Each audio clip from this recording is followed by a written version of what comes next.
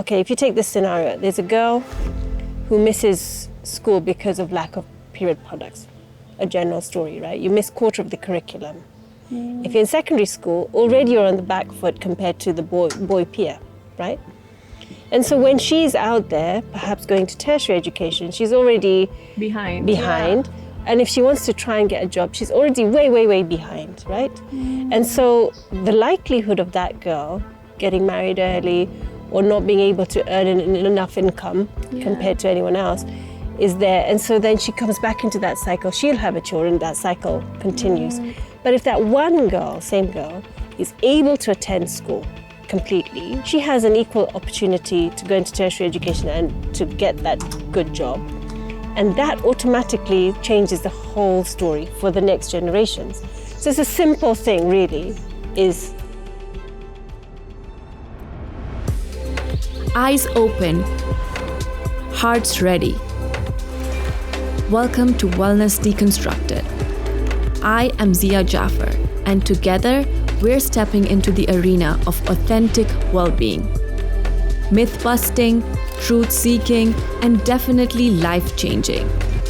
Break free, live boldly. It's time for a conscious uprising. Hello, and welcome again to Wellness Deconstructed. I'm your host, Zia Jaffer, and today we have a very special guest. She's a great friend, a mom to two of my favorite girls. She's a yoga teacher and a social entrepreneur promoting period dignity. And that is Madhvi. Welcome. Thank you, Zia. Thank you for sharing this platform. It's a pleasure. It's so nice to have you here finally. I want us to start with yoga. I know that's how we met for the first time. At Lamu Yoga Festival, if I'm not mistaken. Yeah. When Ali introduced us, right? And you are a Hatha yoga teacher, if I'm not mistaken. I'm trained as a Hatha yoga teacher. Oh, nice. Okay, so tell me, what led you into yoga and why Hatha yoga? So how I got into yoga was I used to live in Wales, had a pharmacy business, and so with time I found that I needed something to deal with the everyday, today, so to speak, stresses. So I joined the local yoga class, and that was just once a week, and I found it, it was good, but it was not really engaging. So I thought I'd get deeper into finding out more about the depth of yoga. And so I had a 1-year-old, and just overnight I decided on, I think it was a Thursday or a Wednesday, I registered on a course. I didn't research about the course, I didn't do anything which I should have done. And I just registered, and it was in London, and I told Chira, right, I'm going. Oh. So he looked after our daughter, but when I got there, that's when I really I think I landed a goldmine of a teacher. He was exactly what I did not expect. He was young, he was British, he was, very wacky in his thinking. But I was there, and he had such a wide range of knowledge. He was inspiring, he was cool, he was fun. So the reason why I'd gone into that yoga course was just so that I could learn more. But when I came out, he almost kind of pushed most of us to say, well, now you have an obligation to share, to teach. And so with that weight on my conscience is when I then started teaching. Nice. Yeah. And what brought you from Wales to Kenya? Was that yoga? In one word, the weather, but so many things. I mean, we were both pharmacists, and we both moved about 10 years ago. Yeah, oh, wow. Just for a difference, Yeah, nice. I guess life is much better here, right? Yeah. And brilliant. do you prefer raising your kids here than you would have in London? Yeah, they love the sunshine. They love, yes. Yeah. Well, we're in Wales, which is even so rainy all the time, I can imagine. And I feel like it's just more friendlier here with the kids, having the kids here and raising. No, I mean, Wales is a beautiful country. Okay. We loved it there. I loved it there. Had a beautiful home. But this is different. Also very nice, Nice. Would you go back? To live, maybe not, but to definitely to go visit. to, Yes. And then, so did you start teaching there, or you started teaching here? No, I started teaching in Wales. I had a great group of friends who I was teaching, and the momentum was super. And I found that the more I was out there, the more people, and I was also combining with my dance. So it was a good momentum. So tell me going. more about that. How did you combine it with dance? So I was involved with the National Ballet Company of Wales, and I used to choreograph for them. And so it was almost the same kind of circuit where, you know, the theatres were there, the programs were there, the art and culture was there. So I tried to mix it all in and just come up with yoga classes, which were a little bit more of movement for more or less the same audience. Yeah. Nice. And so how has yoga changed your life? I wouldn't say change, I would say changing currently in the present. I guess what I found the most which made impact for me was acceptance, acceptance of what is. And also knowing my own limitation and I wouldn't say removing my ego, but also knowing that I cannot control so many things. You know, there's a statistic about 90% of the things you cannot control. So if you, 10 years ago, did you know you would be here? Or if you take it a little bit further, 15 years ago, would you have calculated that you would be here? The probability is no. Yeah. So acceptance of what is, you know, life throws things at you, good, bad, ugly. So it's just how you can then embrace it and then keep that middle path. And keep your focus on the present moment, I feel like. Yeah, I'm not sure if I agree with the present moment. Present moment being it's one step deeper into thinking about the future and worrying about the future, or fearing from the past. Present is, you know, engaging all your senses in what the offering is right now. But I think what yoga tries to bring into me is to get even beyond the present moment, to get even beyond my senses, and kind of internally. Helps you achieve that balance of some sort, I feel like. Yeah, and also an understanding of what's internal and what this actual cosmos entails, you know, with all the functionality between all the creatures and the interconnectedness, yeah. So being a dancer, a yoga teacher, and a pharmacist. Yes, which does not match, I know. How did you end up being a social entrepreneur? How did that come about? That came about with when I moved to Kenya and I had 2 little girls and I really didn't, just to get out of the house. Yeah. I started teaching yoga and dance in the slums. Okay. And then almost 2 years of doing the same kind of circuit, that's when I had a rapport with the girls. And then they started telling me, oh, they're missing school, not because they're sick, but because of the period. And so just to get my head around that took me some time, that, you know, really, what's the problem? Yeah, it's not normal. You know, where I came from, you go to Tesco, you tell your husband to go to Tesco and buy your pads, and that's the end of that. So to understand the problem took me some time. And to then, you know, online, there's so many statistics, like 95% of the girls who are menstruating miss 1 or 3 days of school. Wow. Which is a lot. You know, in Kenya alone, 65% of the girls and women cannot afford sanitary pads. Oh, no.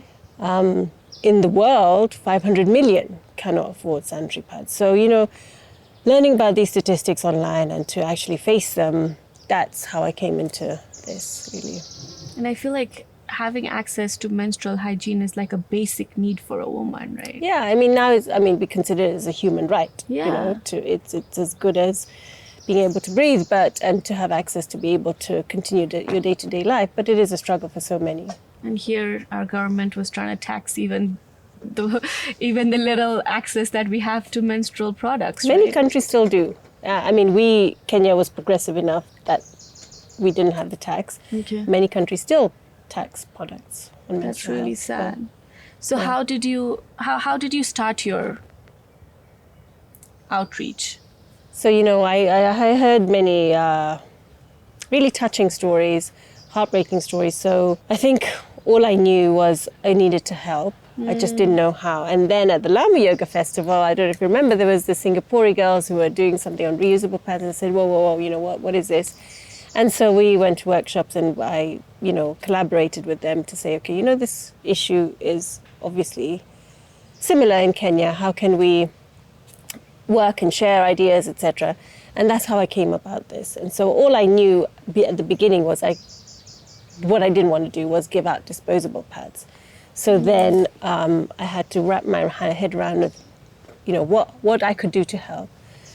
And so I started off pretty unbalanced, on maybe the back foot, where I started teaching the boys and girls in schools with material and thread and needles on how to stitch a pad. And hopefully, they would have stitched enough for themselves or for their mums, and then they would have lived a bit happily ever after. Yeah. Obviously, that didn't happen. So I started teaching mums in the communities and setting up little workshops and teaching them how to, form a business and start making enough, sell it to the community, and then live happily ever after. And obviously, that didn't happen because, the standard, the quality, the hygiene, I couldn't control it once I was out of there. So now we do something completely different. We control how we manufacture, what we manufacture, but to embrace what we had started with, we still work with marginalized communities, so ex-prisoners or teen moms, etc., just to make sure that we, this, for example, if you leave a prison in Kenya, you can never get a certificate of good standing, even if you've served your time, which means the probability of you actually securing a formal job in Kenya is next to nil. So, I started working with women, empowering them. There's some men in our program empowering them to make sure that they are financially stable, and then they can carry on. Yeah. Very interesting. And I love, my question was going to be, why did you not choose normal pads, but went through the whole journey of using and finding a solution that is sustainable? Yeah, the reason why we do not advocate for disposable pads is, I don't know if you know, do you know what they're made of? 90% plastic. So that in itself, it takes about 500 to 800 years for one pad to decompose. Wow. If you take India, for example, which doesn't have access to many menstrual products, even the population which does, 12.3 billion tons are dumped into the landfill every year. Oh my God. So that is already an environmental issue. And then the fact that it's unbreathable, they have toxins called dioxin, so close to your private parts, it has its effects. Same with tampons. So between the health and the environmental reasons, and obviously, the government in Kenya had this bill that all secondary girls would get pads. But even if that had good intention, it's just impossible for you to go to the middle of somewhere and deliver pads every month. Or if you do it 3 monthly, or if you do it yearly, that girl whose family doesn't really have food on the table would probably go and sell them, or the parents would sell the pads. So really, doesn't make sense. It's not like a long-term solution, right? Because even if you are giving pads to some people and girls in the village, what about the next month? What about the month after? Yeah, and then you create a need when you can't supply. It's even sadder, yeah. That's really sad, yeah.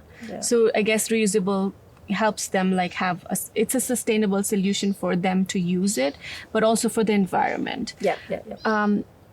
But let's talk more about how it affects your body in general, right? Because people that can afford it are still buying those plastic ones, or the readily available ones, because it's just more convenient, I guess. Yeah. And also a lot of them don't know what can it cause in the future. Yeah. Like female reproductive problems. Yeah. So can you expand on that? Yeah, so we found in the health profession, we found that many cervical issues were caused by bleach, for example, the dioxin that I was talking about. We conducted a survey in Aberdeen and in Scotland for teen girls. We had 50 teen girls going to school who started using reusable pads. And after the survey, basically there was few girls who used to get cramps, and they stopped getting cramps once they switched to reusables. And in fact, there was one girl who used to go to the clinic every time she had a menstrual cycle to get painkillers, to get maybe a transfusion, things like that. Once she started with reusables, she actually had a very, very minimum cramps. Sometimes she didn't even experience that. Wow, that's so interesting. Yeah, and then we are very keen on using dye, which is okay for the body, and the products which, for example, similarly, if you consider tissue, which girls who can't afford pads may be using blankets or tissue, etc. Tissue itself has dioxin. So that close to your body and on a repetitive time, it has harm. Yeah. There was a time when Always or one of the other pad companies, I can't remember who, in Kenya there was a batch which caused burning and rashes and skin irritation. It's obviously because of the chemicals that are used. And it's unbreathable, right? But also I guess the amount of chemicals used on it are also not regulated, I guess. That's why. So that's the other thing. If you look at a shampoo bottle, for example, it has all the million ingredients in there. Yeah. If you ever look at a pad pack, there's nothing. Nobody knows what goes in it, and there's no legislation to say you should say it, because, in fact, this is closer to your private parts than anything else. So you really should be obliged to say what is in there. And because it's unbreathable, girls can easily, if they're not going to change on time or stay with it, they sweat. They get, for example, urinary tract infections or bacterial vaginosis and things like that. So overall, for health, an unbreathable plastic product with bleach shouldn't be of choice. Yeah. I feel like it starts with these infections, but it has like a more deeper effect on our reproductive organs over time. What do you think? I totally think so. I think so. Also, if you think about conception, as we grow, this is just one generation ago, like our parents' generation, who used to use reusable products. They used to probably use cloth for their menstrual health. As we've gone through our generation and now coming to the next, we can see the rise in conception issues. We can see cervical issues, uterine issues. And what is it? It's a combination of many things, but we have to be careful about what we're using inside our bodies, outside our bodies, month on month. For me, it's clear, Yeah, totally. And I feel like it's a very sensitive part in our body, and everything gets absorbed from there so quickly. Yeah. And we're putting ourselves, we're exposing ourselves to so many chemicals. And like you said, we don't even know what is in there actually, right? It's not even specified on the pack. No. So now there's dioxin, but they might be putting so many other stuff. They do. I mean, the desiccants are harmful. Sad. Yeah, things to think about. Yeah, so it's so I feel like we just go through the motions of life and just use what is the most convenient and the next available. It's convenience. Yeah. And it's also consumerism, right? You've been told, why are they white? Why do they use dioxin? Is because for us as a consumer, white is clean. Yeah. Exactly, it's clean. And it smells good. Yeah. And they put fragrances exactly. too, right? Yeah. Exactly. So even the ones which say cotton, do you know? If it's actually cotton. No. But it may be the first layer, but what about the layers underneath? And what else is in those layers underneath? Yes, they're cotton, but the whole pad is definitely not cotton. Yeah. Yeah, because it doesn't I feel like if we do use normal cotton pads, it doesn't absorb the way that this plastic pad would. So it definitely has a lot of other things in there that makes it more convenient to use. Yeah, convenience is the thing, consumerism is the other. And just kind of you come to this whole mass consumption it's concept. capitalism at the end, right? Yeah, so important. So what are the other, you said tampon as well, right? That also is not very hormone friendly. Well, actually, now the FDA is, as we speak, looking into the tampons and how safe they really are. After so many years of production, now they're finally questioning how safe a tampon is. So I have hope that, things, toxic shock syndrome is not new to most of us, but still, even in the warning on the packets, for example, cigarettes are bad for you, it's on the warning. How many actual menstrual products have that or are obliged to do that? No. And what other menstrual products do you think are not okay to be used? No, I think frankly, anything which is natural, no. So you can have cups, although they're made of silicone, which is not biodegradable, but still, at least you can maintain hygiene. Yeah. It lasts longer, you can save money, but also it can maintain hygiene, basically. And that, a cup is actually great because you can, do you know the emotional health of your month is reflected on your period blood. Right? So with a cup or with a reusable pad, you can actually see, you can tell. And once you're in sync with your cycle, you can for sure, it's like your blueprint of your emotional health. So, And it just like took me to this. A lot of people like collect the blood and then they offer it to the earth, into the plants and stuff. What are your thoughts on that? Yeah, I think that is true. Really? Yeah, because of for example, you're pregnant, right? What is from the like one zygote fetus embryo, you know, to a whole baby with nails and eyelashes and all that? What's feeding it, you know? And that blood, I think, is extra nutritious. So it actually works as a fertilizer for plants? Not only fertilizer, see, it has nutrition, it has power. It has a lot of subtle things, not just vitamins, you know. It has subtle energy about it, yeah. So what's the process like? The process of... Like how, if we use the cotton pads, how would you offer it to the earth? No, you wouldn't offer the pads. You would offer the blood. So you collect blood in a cup and you would offer it to a plant, especially a plant which is not doing so well, and you watch it flourish. That's amazing. Yeah. In the olden days, apparently, the sages used to put period blood on their third eye to get an insight. I believe that would be true. Okay, that's weird. That is very weird. Yeah, it could be border of grossness, but yeah. Yeah. And how do you think we can change this narrative for our girls now? Like by teaching them the right ways? Like what are the different ways that you would teach menstrual hygiene? So we have to be culturally sensitive. For example, I'll just tell you a personal story. When my daughter started her menstrual period, it was the few days before Diwali. It was the day you pray to Lakshmi. And she was really excited about that coming up. Whole thing, yeah. And I said, okay, you know, in our religion, we actually are supposed to be considered dirty. Yeah. And we're not supposed to go through any religious activity or go to the temple during this time. How do you feel about that? And she said, well, Lakshmi is a goddess. She probably menstruated. I am not unclean. I have good intentions, so I'm just going to go through it. So that is a change I want to see. Yeah. Culturally speaking, that's one thing. The other thing is if I go into, I don't know, Lamu, for example, and I can't always insist the boys being part of that education as much as I would like to. But even if you empower the girls to say, actually, this is not a dirty thing. This is what regular looks like. This is what irregular looks like. This is how you advocate for yourself. This is how you have peer-to-peer conversations.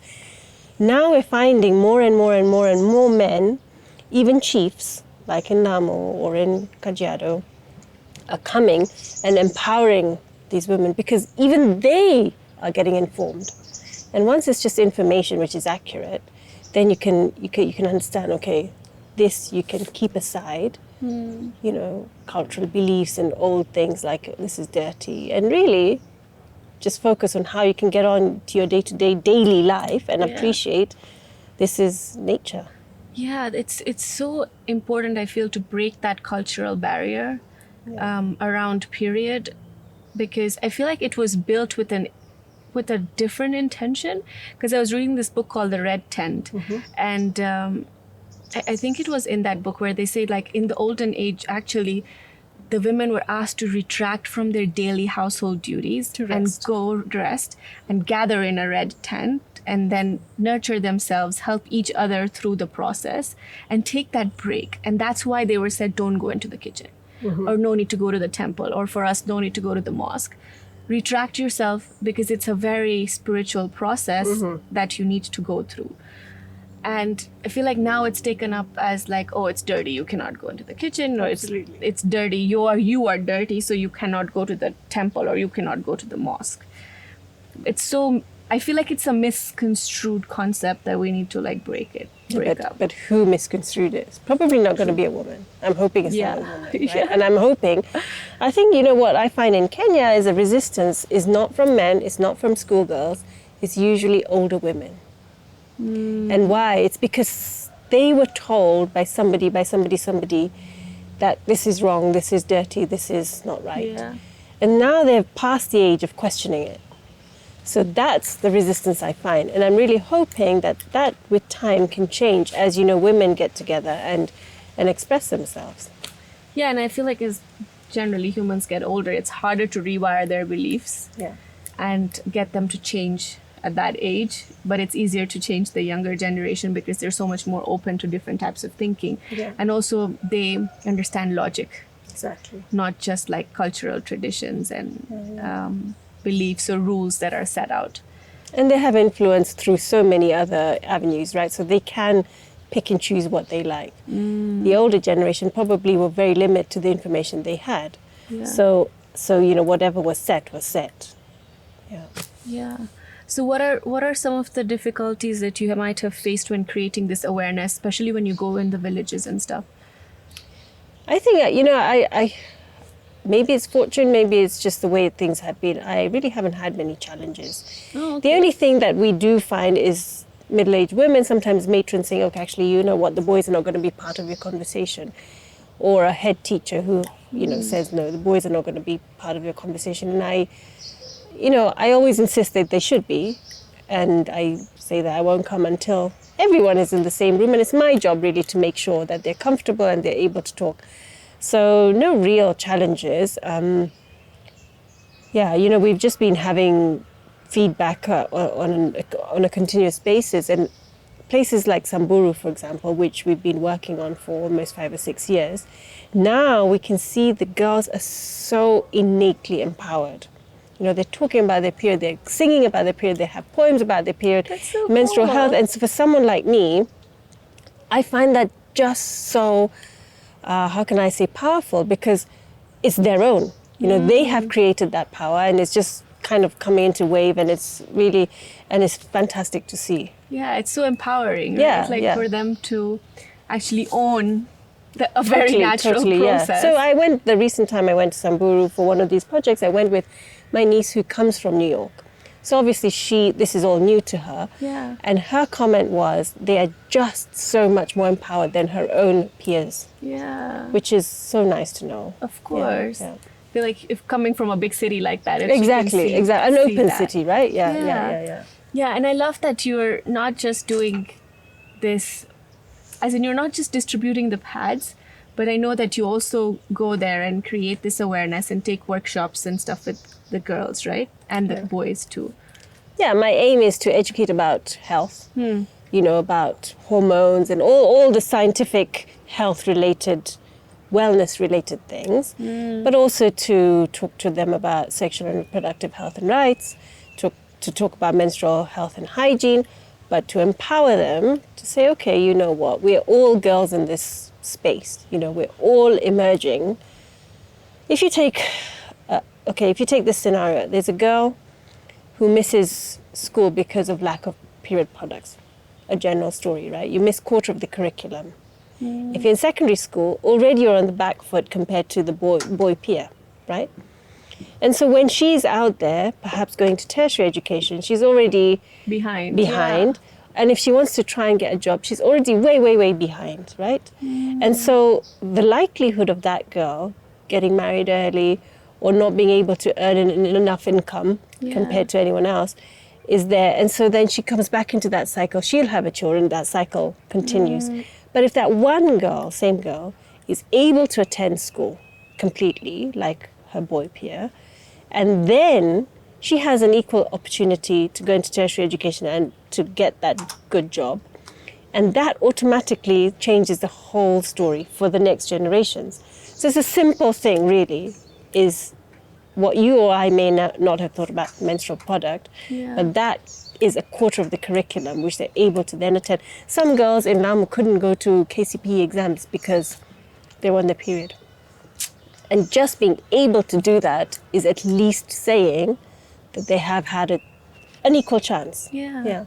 And I feel like it's so much more confidence building, right? Like if you know that you've been given a fair chance at whatever you're doing, whether it's studies, exams, job, as much like a fair chance as much as on your peer, or whether it's a boy or anyone else, right? Yeah. And with this, it's just like when they know that they're falling behind every time, it's like bit by bit, their confidence is like taken confidence, away from dignity, them. Yeah. you know, all those things which are taken for granted by all of us, but it's the crux of the whole equation. Yeah.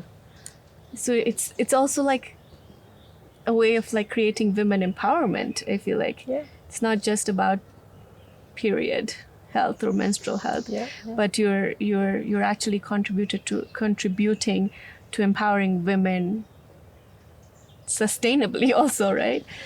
Yeah, I mean, you know, that's my job. That's what I like to do. But then I'm very aware and being mindful of saying I'm not a feminist at all, because I do believe that everyone needs equality. I mean, you know, what happened over COVID was there was so much, and because of the SDGs, so much help is given to girls and women, right? And so over COVID, we were in West Pokot, and girls who were getting pregnant, they have an obligation to go back to school within the 2 years of giving birth to their child.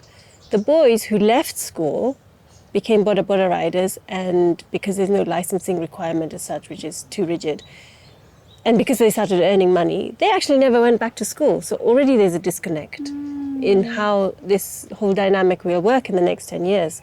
And so what we do try and say is boys should come into this conversation and really should also feel empowered that, okay, in the next journey, you know, whether it's a girlfriend, a wife or sister, I have enough information to help. Yeah, and to support them through the process, right? Like I always tell my kids, I guess in the family I grew up in, it was never talked about. Exactly, right. And now I'm so open to my kids about, they just ask questions, they see things, they see me in bed in pain, or they see my stuff everywhere. And I'm very open to them about it. And I tell them, like, you know, this is very natural. Like, I know there's girls that get embarrassed when they get their period in school, or like boys laugh at them because like their uniform is spoiled or something like that. So I feel like it's very important for us to empower the boys with the right information so that they don't become these bullies. No, good to you. That's amazing. To the girls, right? Yeah. And are not like, hey, what's going on? Or like pointing it out rather than making the girl feel comfortable about it and helping them out.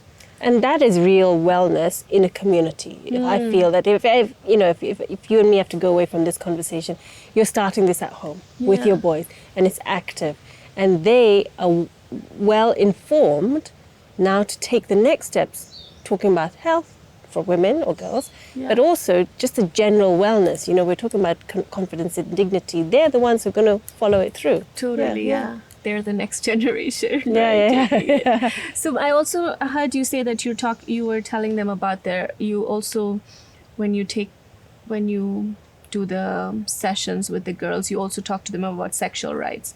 So can you expand on that a little bit? So, you know, here, I'm sure it's global, but there is a trend which, I wouldn't even call it a trend, but anyway, there's situations where girls actually have to go into transactional sex so that they can buy pads, so that they can go to school. That's the price they pay for education, some of them, right? And the consequences of that could be dire, you know, obviously. And it could also end up in infections, etc. So what we try and empower them is through role plays and scenarios and empowerments and telling them this is your right. You know, we quote Eliud Kipchoge all the time saying vitamin N, the power to say no, is your right, is more important than any vitamin. Yeah. But also, if something does happen, like defilement or rape in this country, what's your next step? You know, where would you go? And if it happens at home, then the situation is different. And then what would you do? So we talked and walked them through these situations and scenarios, hoping that then they feel comfortable enough if there is a situation that they can either talk to a peer or to their teachers or to the chief or someone, or at least know what their right is. Yeah, I think that is so important, because I was just having a conversation with another guest, and he was like 1 in 3 girls are sexually abused globally. Yeah. And that's insane. And no one's talking about these things, you know. And I guess girls don't even know that there is somewhere that they can talk about it, or there is a way they can get out of it or stop it from happening. Yeah, I mean, sexual abuse, mental abuse, it's all. Yeah. unaccounted for. Yeah, it's so sad.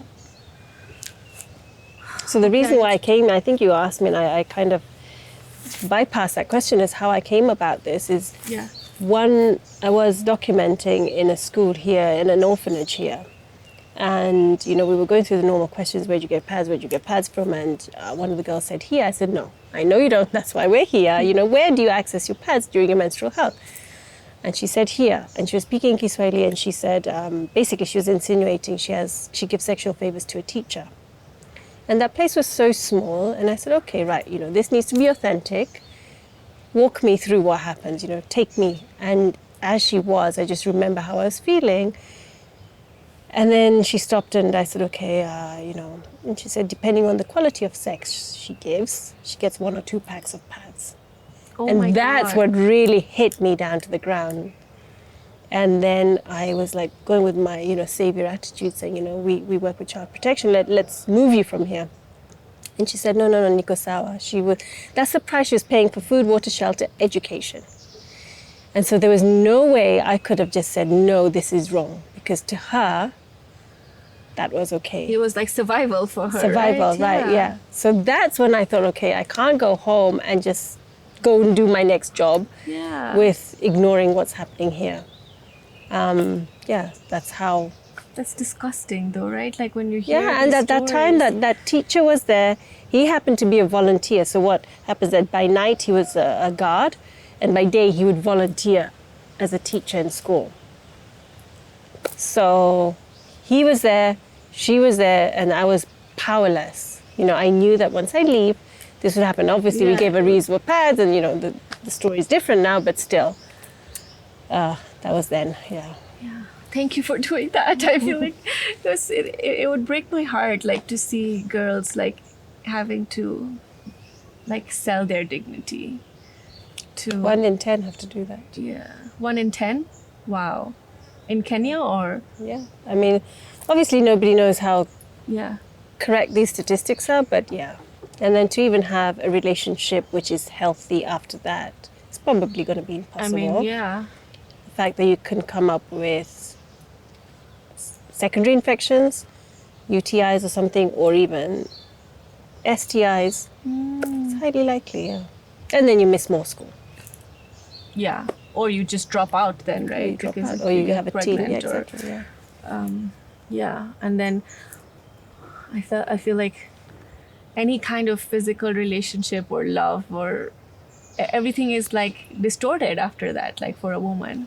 Yeah, but that just comes, that's like a space of privilege where you can't even, that vantage point is not even there, right? Yeah, that breaks my heart to even like hear that. I don't know how you must have dealt with it, but thanks for creating solutions for women like that, for girls like that, and thanks for being here and having this conversation. I hope like a lot more people can hear about it. And how can they support you, by the way, in your journey? Yeah, I think the biggest thing is to bring it at home, have open conversations within the family, and understanding and appreciating this natural process, and really kind of celebrating, menstrual health, because totally. it's a privilege to have a womb. So doing that. Also, donations are always very welcome because the need is great out there. But, on social media talking about it or spreading the awareness so that other people can understand it and be more tolerant to it, find their own solutions, and just generally support the whole nexus. And where can we get your pads? Online on our website, padmadkenya.com. Okay. And people can donate there as well. Yes. Okay, that's amazing. And you have you're making them here locally? So we have different manufacturing units, for the different for ex-prisoners or teen moms, etc., etc. Yes, but all even the cotton is grown in Kenya. Yeah. That's amazing. So it's like a whole. So apparently, from the time it's harvested to the products, it's only 6 weeks, and it's Kenya. Everything is made in Kenya. Totally. That's amazing. Yeah, it's very cool. That's so good. Thanks. Yeah. Thanks for sharing, and thanks for being here. No, thank you for the platform. It was great to have the chat. Yes, thank you. But before we end, I'm going to ask you a few questions. Yeah. Like a rapid fire. Okay. So that the audience can get to know you a little better. Okay, sure. What is one simple change people can make in their life to be more sustainable? Change the menstrual products from disposable to reusable. How do you incorporate sustainable practices in your life? In the daily life, so outside my work, I try and walk wherever I can. I try and use less water wherever I can. Amazing. So, not too long showers. Yeah. And okay, I know the answer to this, but I'll still ask you. What's your go-to eco-friendly product that you use? I actually, no, I have none. No Okay, friend, but the no pads favorite, still. yeah. What's one sustainable habit that everyone should adapt right now? I feel like I asked that already. Everyone should adapt. I think everyone should try and walk wherever they can. I really like that, actually. And what's one non-negotiable wellness habit that you have for your daily sanity? For my sanity is to make sure I have some space and quiet time on my own to reset. Yeah. Nice. Yeah, me too. I love alone time. Bollywood or Swahili? Swahili. A night in or a night out? A night out. Call a friend or text a friend? Text a friend by far all the time. Netflix show or YouTube channel? Netflix. Nice. Play a sport or do a workout? Both, I think. Both? Yeah, swim. Swim? Nice. What's your personal life mantra? Mine is to live and to let live. Nice. And what's one piece of advice that you can leave our audience with? Well, I think it's good, the candle analogy, that you have your own light, everyone has their own light. But if you're going to light another candle, not only are you going to increase the brightness, but you're never going to lose your own brightness, you're just going to share that. So it's kind of a good thing to do is Spread the always light. Spread the light, spread the energy, spread the laughter, spread all the good things. Thank you. Yeah, thank you too. Thanks for being here. And as a token of appreciation, we have a little eco-friendly Oh, that's hamper for beautiful. you Wow. with a plant Oh, thank you so much. and seed balls. So you can do that with your girls. Yes, You can give definitely. one to each of them. Okay? And No, they can thank fight you. for the kikapu, I guess. That's beautiful. That's mine. Yeah, okay. Thank That's you. fine. Okay. Thanks. Thank you for watching another episode of Wellness Deconstructed with me. I hope you had a good time and you learned a lot about menstrual hygiene. Thank you to our sponsors for this season, Herbivore and Provisions Kenya. Remember, like, comment, share, and subscribe because your support means everything to us, and also this will help create awareness about what's going on and how we can contribute to being and living a more sustainable life. Until we meet next time, keep prioritizing your well-being.